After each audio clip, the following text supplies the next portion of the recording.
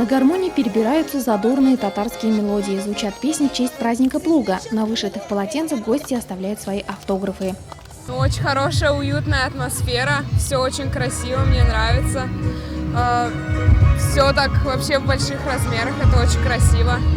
Гости приобрели билет на первый поезд и показали приезд Петра Столыпина на станцию. Театрализованное представление посвящено 110-летию Нурлата. На площадке Деревенская улица вновь ожили ремесла наших предков. Сахой вспахивали землю, научили рубить и конопатить сруб. Напевая, пряли шерсть.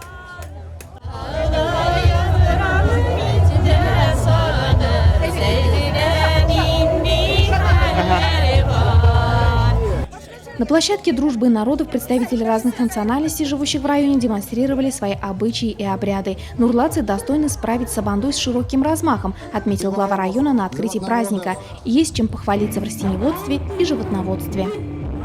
Примите искренние поздравления с традиционным национальным праздником Сабантуй. Сегодня мы воздаем должное нашей земле-кормилице и неутомимым труженикам села, от которых зависит продовольственное благополучие района. Гость мероприятия Александр Шадриков зачитал нурлатцам праздничное поздравление президента Республики Татарстан Рустама Минниханова. Уверен, что родники духовности и братства никогда не иссякнут на земле Татарстана, а Сабантуй всегда будет оставаться ярким, жизнерадостным празднеством. Праздник продолжился награждением руководителей хозяйств, специалистов сельского хозяйства, тружеников полей и животноводческой отрасли. Среди них механизатор с 25-летним стажем Рафис Валиев из ВЗП «Белярск». Радостный праздник. Особенно отрадно слушать поздравления сельских тружеников. Это двойной праздник. Завершили посевную. Возлагаем большие надежды. Поэтому пришли с удовольствием.